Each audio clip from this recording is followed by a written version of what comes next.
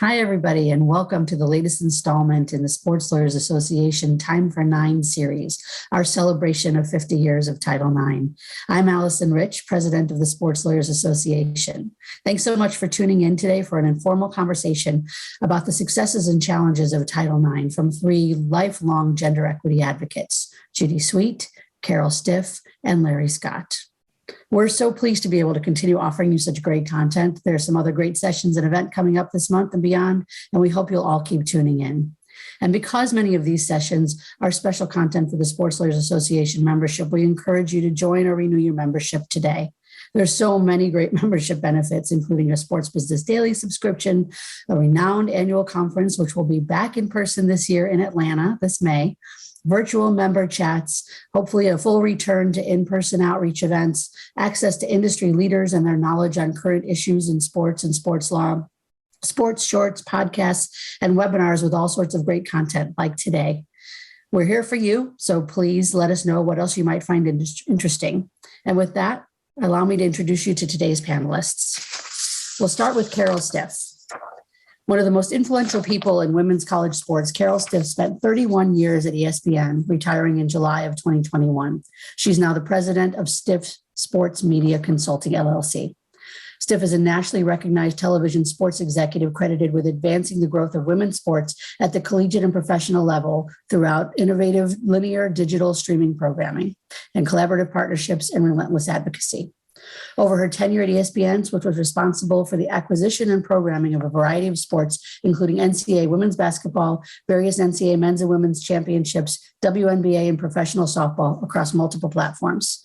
In 2021, she was honored as a Women's Basketball Hall of Fame inductee, Naismith Lifetime Achievement Award recipient, and an Edward R. Murrow Award winner.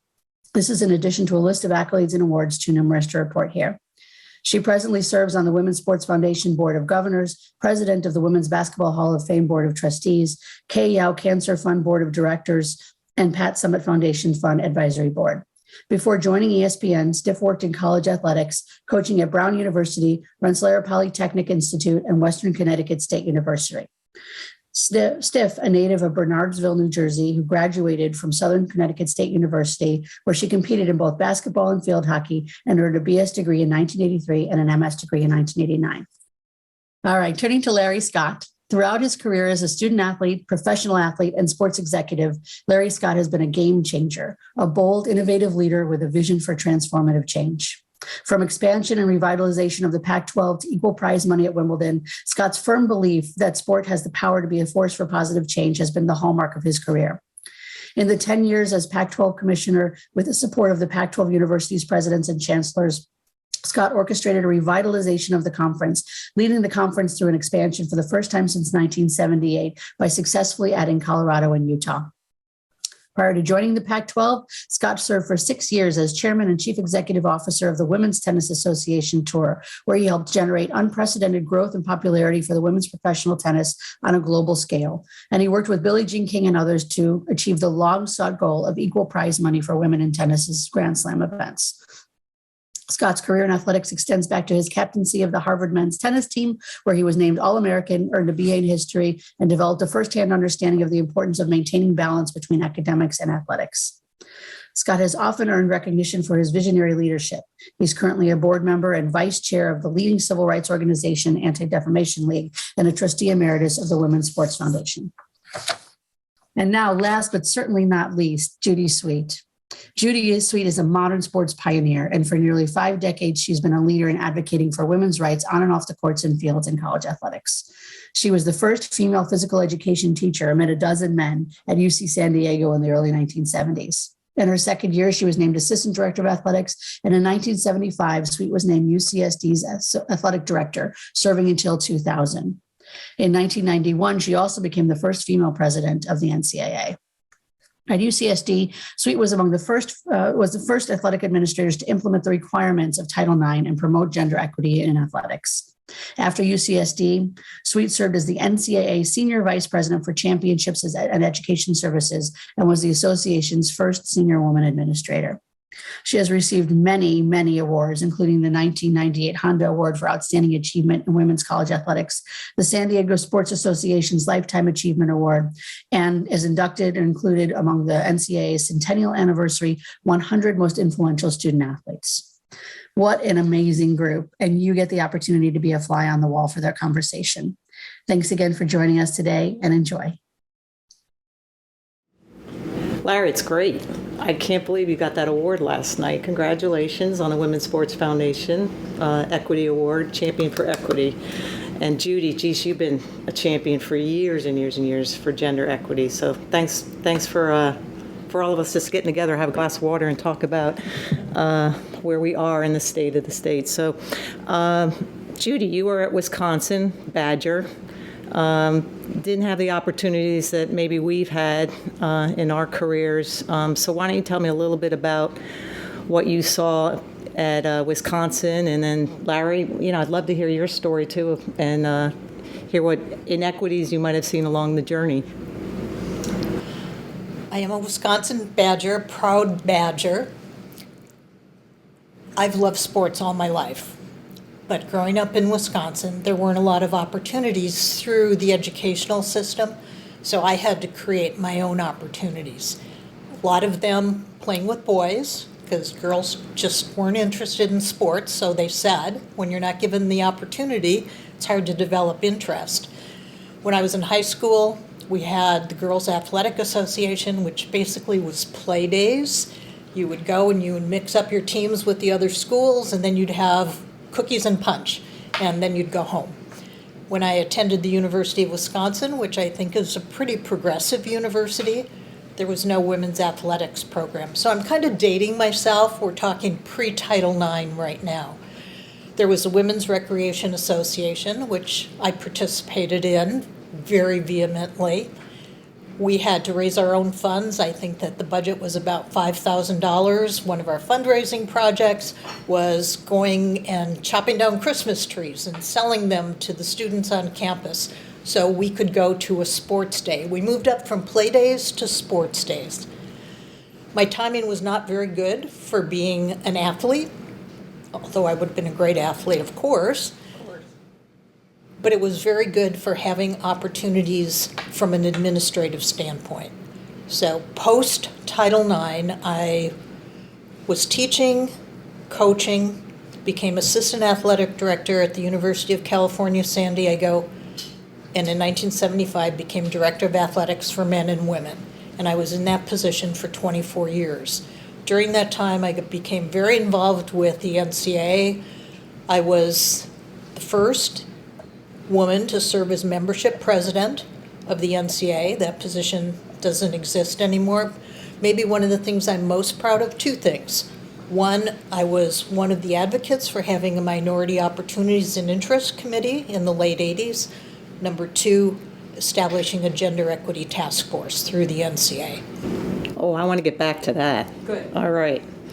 Larry, geez, Harvard grad, you've seen a lot. You fought for equal pay at Wimbledon. Thank you very much for that. And tell us a little bit about your history in this Title IX era. Well, thanks, Carol. Great to have a conversation. Admire so much what you've done for college sports and women. And Judy, it's an honor to be with you, your legendary career. I grew up, was born in the 60s, grew up, played sports, had a sister, and by that stage, she had some opportunities, although there was still a lot more boys playing sports than women. But I really excelled at tennis, and tennis happened to be a sport where there was a lot of opportunity for girls as well as boys. I went to Harvard in the 80s, as you point out, and now I realize with perspective, the Ivy League for a long time has had a really deep commitment to broad-based athletics programs, really see it as extension of academics and well-rounded students. And when I think about the female athletes when I was in school, I felt that they had great opportunity and they were celebrated. The women's ice hockey team, certainly the women's tennis team, plenty of other teams, athletes that would go on to be Olympians. So I didn't feel, at least from my perspective in school, that women's sports, was a second-class citizen role in in a way. Obviously, there are issues, in terms of Title IX implementation and all that, but I think there had been a tremendous amount of progress, I would suggest, by the 80s in terms of opportunities for women in college. I then went on to play the Pro Tennis Tour for a little while, had a 12-year career at the ATP and the Men's Pro Tennis Tour, and then I was offered the opportunity to be the chairman and CEO of the WTA Tour, which really opened my eyes and exposed me to gender equity issues, even in tennis, which historically, is at the top of the pyramid in terms of opportunity for women. If you look at the top 10 highest professional sports earners amongst women, 9 out of 10 are usually tennis players. It's unique, and I think one of the reasons is tennis has been very progressive in having the men and women play together at the Grand Slams and the biggest events, and there have been more media coverage in tennis, and women benefited through endorsement deals, prize money, etc. Having said that, there were still outdated views about equality, and based on principle, the women weren't paid equally at a couple of the Grand Slams. When I started as the CEO in 2003, women were getting about 90% of the prize money that the men were getting. I remember meetings with the chairman and the committees at Wimbledon and Roland Garros and say, well, what are we doing? You're earning millions. Women, have equal hours on center court. The TV networks are buying the tournament together. They're buying tickets together. The sponsors told it, why are you keeping this difference? There's no rationale for it economically or otherwise. And, I would get these obtuse, arguments, and it was really, bias, chauvinism. I was just so privileged to be able to work closely with Billie Jean King and, to kind of understand the history of the fight for equality and her journey and her passion, learned a lot. But I think a big difference maker is I was able to engage that generation of players, particularly Venus Williams, Serena Williams, a lot of the up-and-coming players. Interestingly, European players were a little tougher to convince. They were a little bit more bought into. Maybe we're not quite equals. But it's when the players found their voice, and I was able to support them, that we really made an impact. And finally, in 2007, Wimbledon agreed to equal prize money. So that, of the things I've done, that's the kind of accomplishment I'm most proud of. But I realized along the way that, in sports we have an amazing platform that can be used beyond just, creating athletic opportunities and earning money and exposure. You've got an opportunity to make an impact socially, politically, and certainly I felt that as the leader of the Women's Pro Tennis Tour. And did cool partnerships with UNESCO and opened up, the Middle East for female athletes and some things like that. But in 2009, the Pac-10 at the time came calling and offered me the opportunity to become commissioner. And one of the appeals for me was obviously big-time college sports, but I felt that there were some aligned values, my personal experience in the Ivy League and high academic institutions, but also a lot of pride in equal opportunity, being the winningest conference when it comes to women's sports, a lot of female leaders in the athletics departments and university leadership. And kind of a progressive attitude on the West Coast that Judy probably experienced at San Diego as well, which appealed to me. And I felt that was a platform I could build upon, not just to help revenue sports like football and basketball, but also to elevate women's sports. And I just had so much joy I got over working with legendary coaches like Tara Vanderveer and others to elevate women's basketball at the Pac-12, elevate our championships in gymnastics, start women's lacrosse, start beach volleyball. We started a TV network and made sure that 50% of the hours was for women's sports as well as men's sports. And that's the stuff I just got a big kick out of. I always like the kind of underdog mentality that you need to have in fighting for equality and equal opportunity and lifting. And it's been a real joy. Title IX, very complicated space for our universities in terms of understanding it and the different metrics and honoring the spirit of it, as well as the law of it. And it's far from perfect implementation. And while I found a lot of progressive leadership, strong women leadership, also men that really deeply believe in equality, want to create opportunity. there's still pressures around rosters of 110 football players Hey, let's talk about that. needing to be equalized, and like, how do you do that, and is that fair? And there's a lot of kind of gray area and nuance and struggles you still find in terms of honoring, I would call, the spirit of Title IX. Let's talk So about that. before we do that, Carol, how about you telling us what your background is? I benefited from Title IX. I played 7th and 8th grade, actually. I played a CYO, which is Catholic Youth Organization basketball. And yes, I was coached by a nun. So I had that opportunity. My high school, they gave out sneakers to the boys' team and the girls' team. We had trainers that taped our ankles and the boys' ankles, not in the same room, though. And I went on to college. I played a little ball there at Southern Connecticut State U in field hockey. And then I landed a job coaching college, field hockey and college basketball. And then in 1990, I made a huge pivot in my life and went for this little small cable company called ESPN. Heard of them? Yeah. And all I knew how to do was turn the TV on and off, and at that time without a remote control. So my whole career, 31 years at ESPN, was fighting for exposure of women's sports. I helped launch the WNBA 25 years ago, and we do 16,000 hours of women's programming over there on ESPN and ABC. But I want to get back to the two things. One, I want to talk about the Kaplan Report. And both your thoughts on that, and I have some thoughts also. But I'd love to hear before we get there, what do you think the biggest myths are that you're hearing about Title IX? And then let's talk Kaplan. Well, I think one of the biggest myths has been when universities have decided to drop sports, that it's because of Title IX. There's nothing in Title IX that would even suggest that you drop sports. Title IX is about creating opportunities, not taking away opportunities. And the reality is, if a university decides to drop sports, it's because of what their individual philosophy is, and it may be that they prefer to put their resources into a smaller number of sports.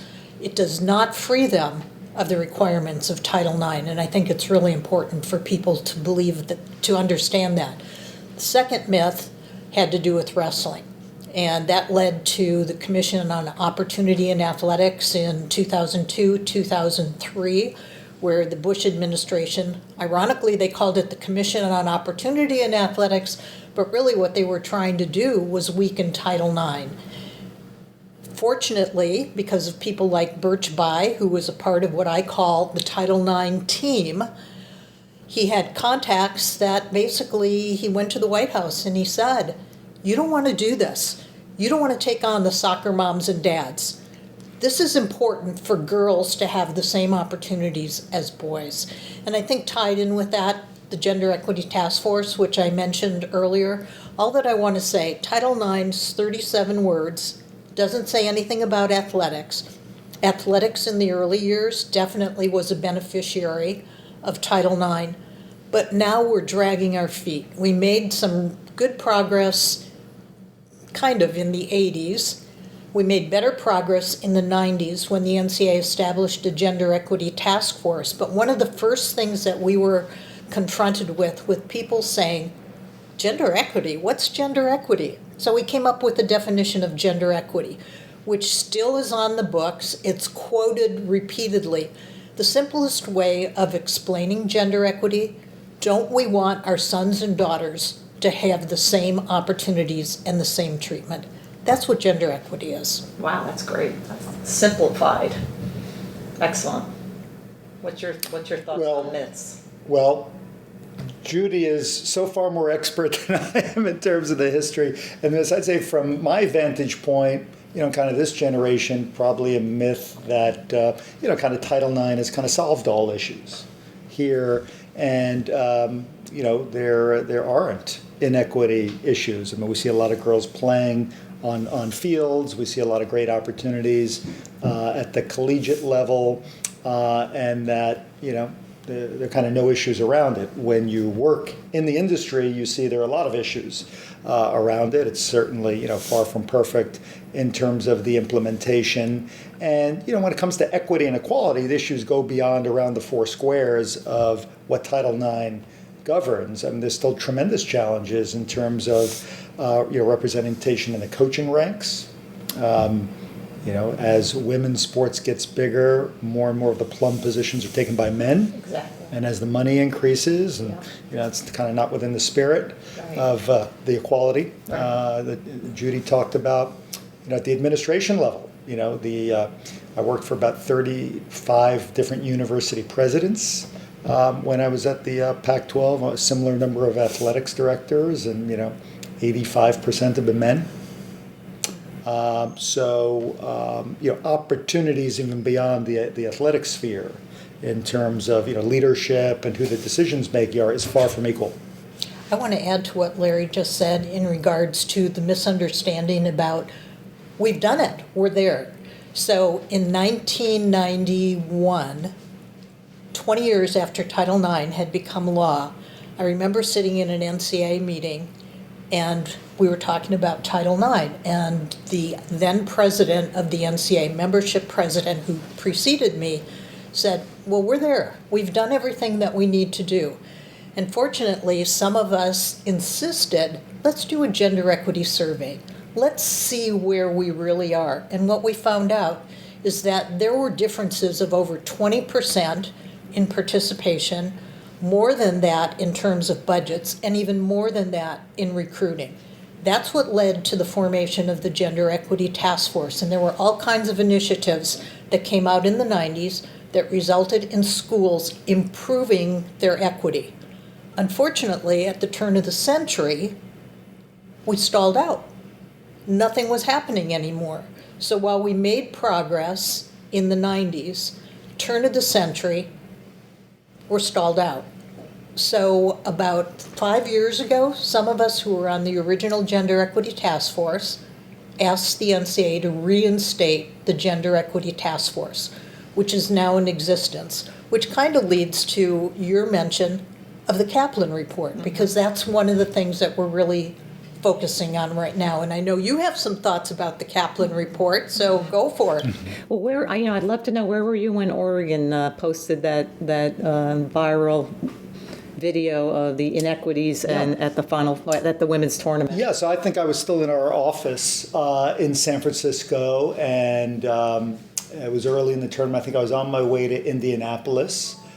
We had teams in the Sweet 16, Elite 8 in Indianapolis for the men's, and then I did make it down to San Antonio for the women's Final Four, and ultimately the championship game, Stanford in Arizona. But when it all broke, I was actually very proud of the athletes and administrators that posted the story. Sedona Prince from Oregon,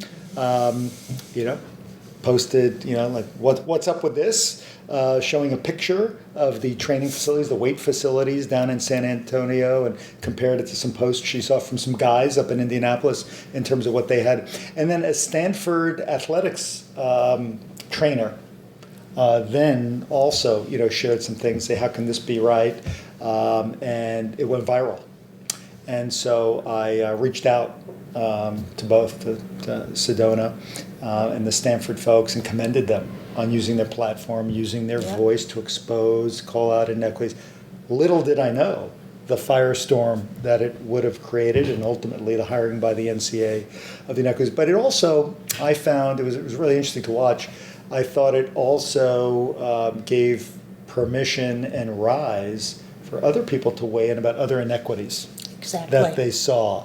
And, that's the power and the value of, I don't know if calling this a whistleblower makes sense or not, but it really started an important conversation about how are we treating, women's basketball players in all dimensions. And since those posts, we've started focusing on the TV coverage, the promotion, the branding. Why do we play these events separately?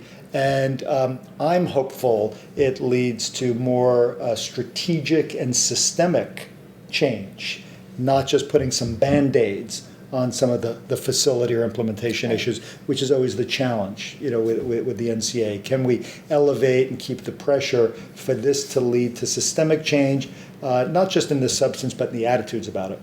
And it's important to note that now there's a part 2 of the Kaplan Report, which will focus on the other 90 championships within the NCAA to make sure that there's equity at all levels, Division III, Division II, Division I.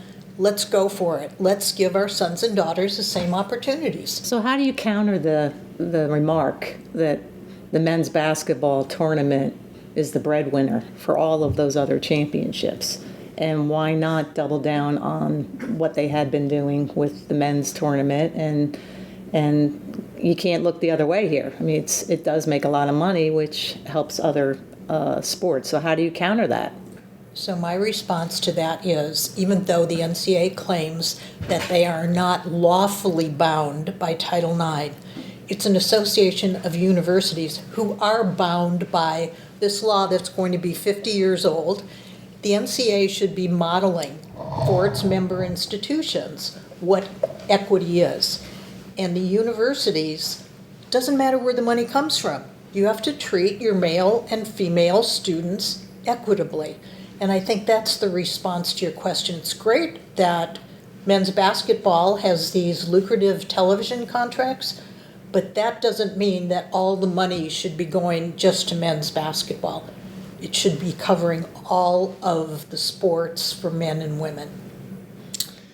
Yeah, this conversation comes at such an interesting time where we're also discussing, the professionalization of college sports. Obviously, there's been big TV contracts and big money for some time, but now, states are weighing in. National Labor Relations Board is weighing in, Right. And there are big existential questions about where is college sports going. Is it going to become more like a business? Is it going to become more professional? But for me, the answer is maybe more philosophical, and then I think that drives everything. The NCAA is a not-for-profit membership organization tied to academics and opportunity, and if that's the case, the men's and women's events should be treated the same.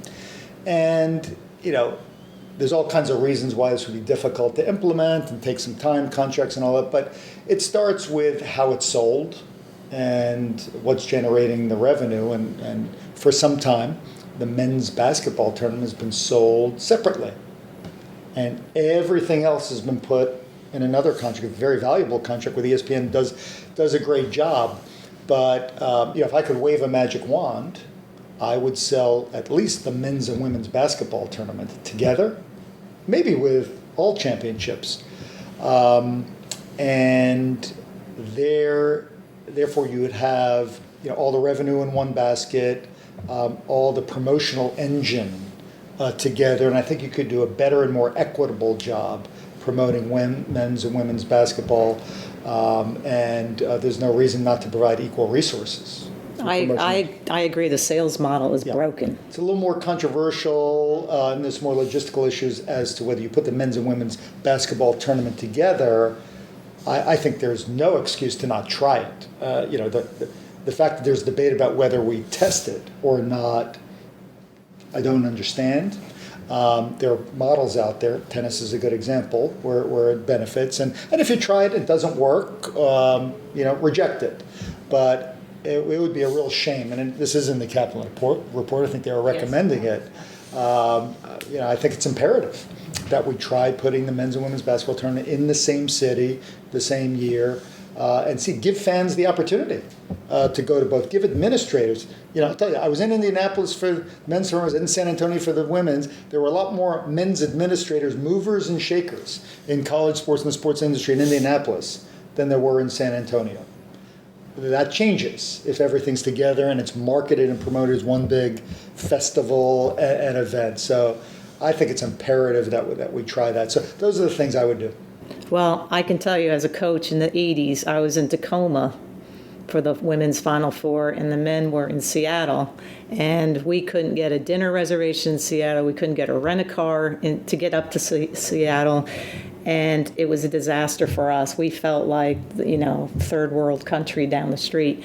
So if you can promise me that I'm going to get a JW Marriott hotel just like the other, the head of the basketball committee's getting, and I can, get all the extras that I need around my team who's competing, then I will allow the try. It can't be an afterthought. No, but that's about the mindset, and the philosophy. If you're approaching it from we're going to treat them equally, then of course that stuff happens. So I didn't get to go to my myth. I want to come back to NIL in a second. But my one myth is, and it's for these lawyers that are listening to this, the fact that Title IX is not being enforced. That schools... Well, that's not a myth. That's the reality. I guess, that's the you're truth. right. It's not a myth. It's a truth. And why is that? I think the myth is that what Larry referred to earlier, that Title IX, we got it. We're there. That's the myth. The problem is it's not being enforced. And there needs to be vigilance from the Department of Education, from OCR, from the schools. The schools need to make the commitment that they are going to abide by this 50-year-old law. 50 years. Federal law. Federal law. Yeah. Well, I will just say, having worked with 12 athletics departments closely, I mean, well-intentioned people that I think that the spirit is they're trying to implement it. A lot of women that are general counsels of our universities that are passionate about it. There's a lot of gray area. I think you're in a conference that has done a lot better than a lot of other conferences. There are so many conferences and schools that aren't even close. All you have to do is look at the Equity in Athletics Disclosure Act, EADA. Google it. You can get every university in the country information on participation, on coaches' salaries, on treatment dollars that are being spent. And it's mind-boggling how far off we are. Well, that's where I would say that there probably is some gray area in terms of how you implement it as well. Coaches' salaries are obviously very different in men's basketball and women's basketball. I was talking recently with Maggie Steffens, the legendary water polo player from Stanford, and talking about the lack of promotion for water polo compared to other sports. So I hear that a lot, and some other stuff. So, how and when Title IX impacts, how something's being marketed or promoted. I think we need to resolve, some of these issues. I think there's just a lot of uncertainty for the decision makers about how far you go and that, or it's just simply about slots and scholarships. Well, that's just one of the three ways that you can measure Title IX.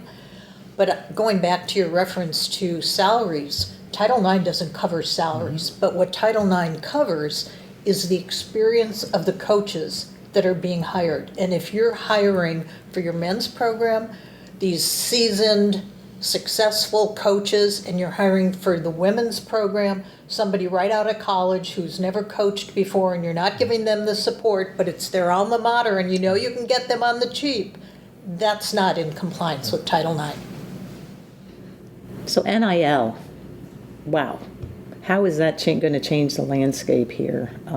And what's going to happen with Title IX? What are your thoughts on this NIL? And heck, some of these quarterbacks are getting paid, millions of dollars, and then some of them don't perform as well as the coach wanted. As they thought pre-season. Yeah, and so now they're sitting, and now, freshman is playing in the slot. Well, there's a whole host of issues about where it is now and where it's going. But, as it relates to Title IX, I think the big, existential threat is that, to the extent to which NIL permits third parties, not officially associated with a university, to pay the student athletes, I think there's a prevailing notion that Title IX doesn't apply to that. I believe it's a zero-sum game. I don't believe there's going to be a significant amount. I'm not saying none, but I don't think there's going to be a significant amount of new dollars that come flowing into the college sports ecosystem going to these athletes. and those resources that the universities have been receiving will still be there. So, whether it's individual donors, whether it's sponsors, or others that have been supporting athletics at universities, some portion of that is now going directly to the athletes. I think the universities that have to be compliant with Title IX will have less to work with because to compete, the arms race is now going to be, how do I attract the best players? How do I reward our student athletes? That's not going to flow through an ecosystem that is perceived to not be governed by Title IX. Right. And yes, right, it's been like 2 months, and there are several athletes that have commitments of over $1 million if they go to School X over School Y. Exactly. And if they perform. Haven't heard of any $1 million female student athletes yet. And guess what? I don't think there are going to be any. Well, But the Larry, I serious- think that the basketball players at Fresno State, the Twins, who have millions of followers, are doing pretty well. But the Yeah. reality is, they're not the best athletes. They're very good athletes, but they're attractive. And that's a whole nother piece of this that It's a if whole- we had time, we could talk about. For sure. And don't get me wrong, I think there are tremendous opportunities and benefits for female student athletes. With the stories of gymnasts, basketball players, others that can now monetize their social media, do endorsements, be part of clinics and coach, and receive some money. And there's a lot of good news in all that. But I think the average payment for a student athlete is like below $1,000 for that. So I think, you'll have a situation where like 90 to 95%, I predict, of the deals around NIL are going to be very small, and that's the pool. And the bigger ones are going to go to the men. That's my point. Yeah.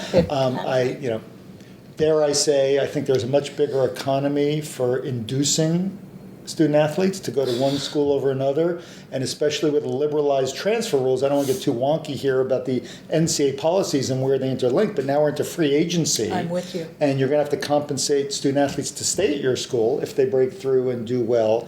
So I worry about this being a little bit of a head fake here, and look at all the wonderful stories around NIL, and women are benefiting and men and all that. Watch where the money really flows. I like that head fake The big money is going to go to a handful of elite male football players, basketball players who are being paid to go to a school or stay at a school, and that's not in the spirit of Title IX. Exactly, and it's definitely going to influence recruiting in a negative way, in my opinion. Already has.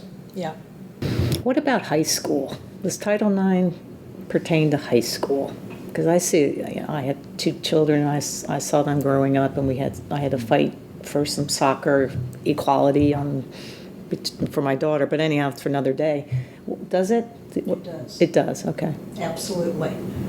Go back to enforcement. Is it being enforced? Look at the number of high schools in this country and who's watching out for them.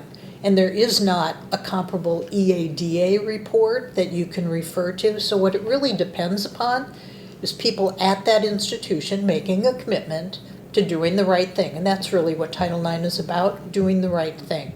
And if they're not doing the right thing, then it requires people to speak up. And the people who have spoken up in most instances are parents with daughters. When they see the differences that are taking place for their sons and their daughters, they bring it to the attention of the administration. If that doesn't give them any satisfaction, what are their alternatives? Go to OCR, Office of Civil Rights. If that doesn't give them any satisfaction, do they want to sue? That's not a very pleasant thing to do. So people would just say, we're going to do the right thing for our students, male and female. How about Title IX and I'm going to go back to college, the assaults on campus, and how does that work because we've only talked about sports here, so I want to give some comments on that. Well, Title IX covers sexual assault, sexual harassment, and interestingly, we never really heard a lot about that until maybe the last 5 years. And now when we mention Title IX, I talk to student groups, and they don't even realize that Title IX covers athletics anymore, because so much of the talk is about sexual assault and sexual harassment. It's very sad that we have to have these conversations. It's so simple. Do the right thing. I just keep going back to that. It's very unfortunate that we're in an environment right now where there's so much talk about what has happened to young people that never should have happened. And it's probably a good thing that people are speaking out. Maybe we can curtail the unfortunate things that have happened. I pray. So we're at 50 years of this law. What's next? Like what? I can't wait another 50 years for the enforcement or to do the right thing. Like what do you see in the crystal ball? If it's blurry, I know. Well, I'm optimistic. Okay. I mean, a lot more work to be done, and then even translating beyond, Title IX to get to the spirit of Title IX, which Judy's spoken a lot about, which is the most significant part of it. Still a long way to go, baby, here in terms of equal opportunity, even beyond the four squares of the law. But I just think as new generations come along, continuing to educate about the law, the spirit of the law, getting the word out, making available more resources, for people that if they see injustices or not being followed, I think is going to be important. But I've seen a lot of progress. I've seen a lot of progress in sports and the sexual violence issues. Certainly over the last 10 years, I feel like there is momentum and movement toward empowering not just female athletes but women. I do feel like there's a moment going on here, and we need to capitalize on the momentum and keep growing it. I mean, we see unfortunately, then at the professional level, I mean, we don't see women's pro sports, kind of getting anywhere near the level of men's pro sports. We don't see as much progress in leadership within sports and outside sports as we should see in terms of women there. So I think there still are, out in the open and hidden barriers to that. We need to, as a society, just keep making more progress, and that's going to take strong women advocating, but strong men supporting women, and in the offices when the doors are closed and decisions are being made about hiring, about policies. Strong leaders saying, "Hey, we got to try harder to find the right person for this role," or that answer is not acceptable here, and people leading with principle and values. Yeah. I think what you just said in regards to strong leaders is the key. We need decision makers who are going to insist, whether it's a high school, a college, we are going to be in compliance with the federal law. And we're going to do it now, and we're not going to wait another 50 years. That's great. Good. Well, what keeps me up at night, I'm often asked, is why corporate America is not doubling down on these women athletes that are role models, volunteer in the community, stay in college, graduate, dedicate time internationally. They're bilingual, and I just don't understand why that door hasn't been opened yet. I just want to say one thing.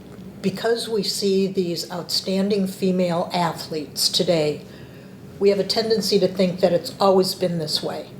Think about the fact that the NCAA started sponsoring championships for men in 1906, started championships for women 75 years later, 1981. So there's this historical leaning toward men's athletics, and men's athletics has grown so much. The number of sports, the sports that we had never heard of before, that are now getting pickleball. Take pickleball on ESPN. What's the game that you throw into the Cornhole. Cornhole on ESPN. Who would have thought about that? Why aren't women's sports catching on in the same way that this new generation of sports is catching on? Because corporations haven't embraced them in the same way. Yeah, I continue to be optimistic, though. I've just seen it in particularly in the last decade, running the Pac-12 and working in college sports and having a lot of exposure to this young generation of our future leaders that are students at our schools now, and a lot of young people that have worked in our organization.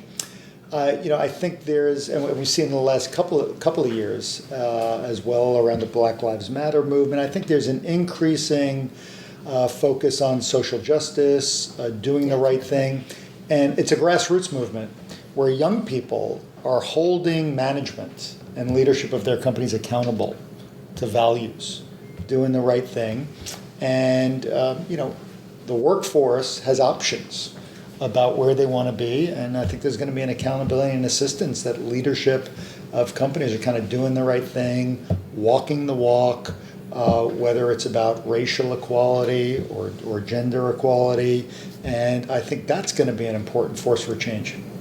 We mentioned on this quickly the NLRB ruling that, or discussion about paying student athletes as employees. Could be a big time issue for conferences and the NCAA. What's going on there? Yeah, well, I think caught a lot of people in college sports by surprise. This ruling that certain student athletes, or an opinion by the general counsel that certain student athlete groups should be able to unionize. And you may recall several years ago this came up.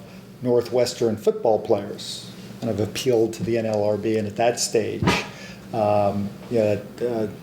did not go forward. There was not support for student athletes being able to use in that case. But under this administration, they're clearly signaling that there is a receptive audience to that, and pretty strong views that student athletes should be able to organize. So, the lawyers at our universities and around conferences have a really important role to play to kind of dissect all this and help decision makers predict where this may go. I mean, that would be an absolute game changer in college sports if there was determination that student athletes could unionize. There's a bunch of questions around it. Is it just at private institutions? Does it affect public institutions? What does a subset of student athletes mean? I mean, can you really have one group of student athletes, organized, but not all student athletes organized? What the impacts of Title IX would be?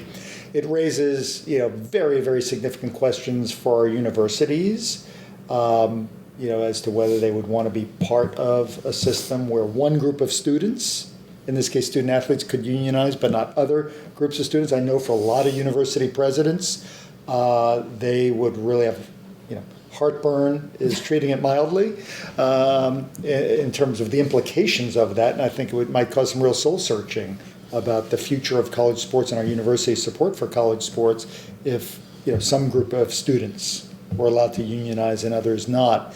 So it raised a whole host of questions and headaches. I mean, if it were to go in that direction, then really fascinating questions about how would student athletes organize. Questions that have been asked over time about does the football player get compensation and benefits similar to the water polo player, cross-country runner? How about athletes within a team? So what the policies would be, how the negotiation would happen, how they would organize, how the schools would deal with it, and then ultimately the flow-on impacts. If it led to compensation and extra benefits from the universities directly to student athletes, that doesn't come with an increase in resources. So where do those resources come from? Again, I know don't want it to come across as alarmist, but having spent a lot of time with decision makers at universities, I fear that this just winds up being another way resources will get directed to sports that the universities have to care about the most, which include football and men's basketball, and our schools will always want to be compliant with Title IX, and there'll be an equivalency. But it's got to come from somewhere, and I really fear long-term a lot of these pressures around NIL, potential unionization, these, quote, academic financial awards continue to put financial pressure on the system that leads to reducing opportunities. To me, that's the one thing that keeps me up at night long term. I see all these roads leading to financial pressure that ultimately may result in culling the number of sports and the number of student athletes that our schools support. And when you boil on down, that's the most amazing thing about college sports is the opportunities it's provided. And I think we've all, the three of us, have all benefited from that personally in our lives and have gone on to leadership positions in large part because of the opportunity and the skills we learned. And to me, that would be the most terrible shame of all of this if it just leads to less opportunities for young people that have the chance to go on and be leaders in life. I think you make such good points. And as I listened, I was struck by the fact that you mentioned some of these athletes are making $1 million, more than the university president, who is responsible for a campus of 30,000 students, faculty, staff, alumni. Oh, doesn't that just jump out at you as being out of whack? Coaches are already making more than the university presidents. Well, exactly right. And that's an example that I used to use before. The money that's gone into facilities and coaches' salaries, I think that's led us down the path where we are right now. But now athletes are going to make more than university presidents? Oh, my. So that opens up, as we speak to all these lawyers today, I mean, what are the opportunities for, I mean, you were just going on and on about we need negotiations here and finance here. And I mean, what would you say to the folks listening right now? I mean, there's great opportunity. It is. We are in a much more litigious environment than we've ever been in. A lot of these policy changes are coming because of, court actions, and there's a lot of legislative action as well that needs a lot of interpretation, guidance, prediction of where it's going. So I think at the university president level, the importance of counsel in terms of guiding how to implement what's already been decided and helping strategically chart a course of where we're going is going to be essential. And also for athletics administrators to make sure they're getting appropriate counsel and guidance directly or through university resources is going to be critical. A lot of the decisions that are going to be made going forward are going to require a lot of interpretation of the law. Obviously, avoiding adverse decisions in the courts, but trying to chart a course forward for where college sports goes. It's going to have to be done in very, very close collaboration with legal expertise that universities have. I'd say, too, is, the role of the NCAA. We talked about, how much is being done at the center versus decentralized. There's a kind of overlay of antitrust that is very much front of mind right now.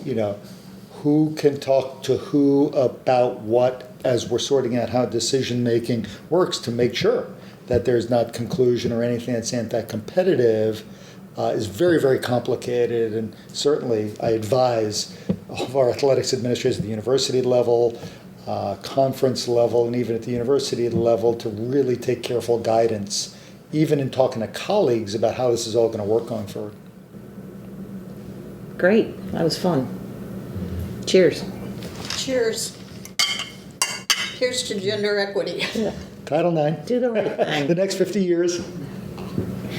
Buckle up. That was educational and inspiring. I'd really like to thank Carol Stiff, Larry Scott, and Judy Sweet for their time and their amazing insights. Thank you again for joining us for this latest installment of the Sports Lawyers Association Time for Nine celebration. And please be sure to join us for the next one on February 2nd, where we have a wonderful celebration of National Girls and Women in Sports Day.